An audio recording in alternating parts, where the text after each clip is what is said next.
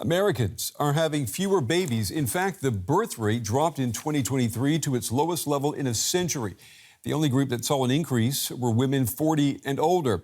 It is a trend that began around the time when I was born. And since the 1970s, despite the little bump we saw during the pandemic, it has been just one direction, downwards. As a result, the United States is aging like never before. A graying superpower. Now, is this a contradiction in terms? Are these demographics dangerous for U.S. power at home and abroad? It is just one of the problematic realities highlighted in a new study prepared for the Pentagon to be released tomorrow. The RAND study focuses on the relative decline in U.S. standing, one that it says is accelerating. It lists many reasons, including addiction to luxury and decadence, a loss of civic virtue, military overreach, as well as self-centered elites and environmental abuse. After more than 2 centuries, after the Pax Americana of the 20th century, is the decline of American power inevitable, almost pre-programmed? Well, my next guest has been thinking about the rise and fall of great powers. He is the lead author of a new study published in Proceedings of the National Academic of Sciences that suggest countries like their populations age, and the older they get, the greater the probability of their demise. I'm happy to welcome to the program Marten Scheffer. He is with the Department of Environmental Sciences at Wageningen University in the Netherlands. Mr. Scheffer, it's good to have you with us. Your investigation, it caught my attention for several reasons. I mean, you look at the mortality of states. First things first, what do you treat as a state? I mean, how far back in history did you go back, and were there shared characteristics of all of these states? Well, states are very diverse. We have looked at hundreds of states, the earliest ones 2,000 years before Christ, and the most recent ones starting before the year 1800. So we have not looked at the modern states, but we have looked at a very large collection. And there are large differences. There are small ones, big ones, and some are terminated very, very quickly. Others were able to pull through for a millennium or more. So it's a very diverse collection. But nonetheless, it helps us see the pattern that the older states get, the more likely it is that the end comes for a state, just as it does for humans. So we could show that there is a tendency for states to become fragile. And just like human beings, and if I understand it correctly, the states have about the same lifespan, most of them, the same amount of time before they enter decline. And I think it's about 200 years, right?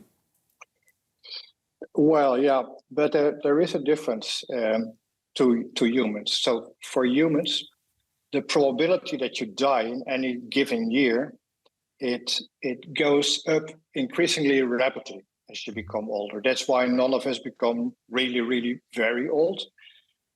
For states, it's not like that. It's over the first 200 years, they become increasingly vulnerable, and then they stay more or less equally vulnerable. So it's not as deterministic as it is with humans. Some states are actually able to survive much longer than others. So that's a difference. But they do age and they do become more vulnerable. And if we bring that then to our present, and the post-World War II order that has been directed by the United States, the superpower, U.S., it's about to mark its 250th birthday in just 2 years, 250 years old. Would you say that it is now in a period of stasis, or is the U.S. now living on borrowed time? Well, that of course we cannot conclude from our observations on pre-modern states. But one thing you can say is that the United States are not alone, right? The United States, the Constitution was written, I think, around the same time as the French Constitution after the French Revolution. So there was, the United States were very important, but there was a whole tendency around the world of development away from the feudalism to a meritocracy, to the industrial capitalism that we know now. And the United States are a very prominent player in that, but then again, they're not alone. And it is a very different world in the sense that like 1,000 years ago or so, a state could fall and that was it. Usually it wouldn't have major repercussions, with one exception, one important period when there was a cascading collapse of a lot of states, the so-called late Bronze Age collapse. And now, of course, we have a very connected world. So it's a very different situation. And on the other hand, I think the tensions that you see rising are comparable to those in the past, which you mentioned, like a stressed environment, deterioration of the environmental conditions, perhaps increasing inequality. If you try to diagnose, I would assume diagnosing a superpower in the 21st century, of course, is different from diagnosing the condition of a declining power 500 years ago. I mean, we're talking about new threats, nuclear war, artificial intelligence, disinformation. These new threats, these new elements, would you say they hurt or help America's chances of saving itself, in your opinion? That's a very hard question for me to answer. Of course, there is the idea that the nuclear threat has helped prevent wars after the Second World War, with the risk, of course, that when things go wrong, they might go very wrong.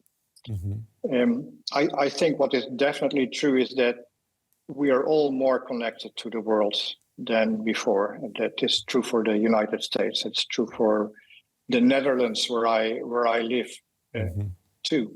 And there is one period in time when there was such a connection in the countries around the Mediterranean Sea. And that is a period in which famously there was a cascading collapse of one state after the other. That was a disastrous period. So some archaeologists have suggested that we are in a similar situation, and there is the risk for that cascading failure, so to say. Which we hope doesn't happen. And, you know, Mr. Scheffer, before we run out of time, one reason that we learn history is in the hopes that we do not have to repeat it. So let me ask you, should your paper, do you think, should it be required reading for every lawmaker in the United States, maybe lawmakers everywhere?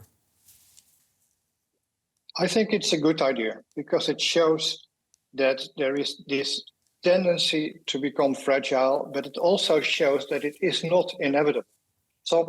Some states were able to do something about it, and they could survive and thrive very long. So I think it's a good idea to read the paper. Yeah, it's a great read, and let's hope that the story we're in right now has a happy ending. Marten Scheffer, we appreciate you taking the time to talk with us. Good to see you. Thank you.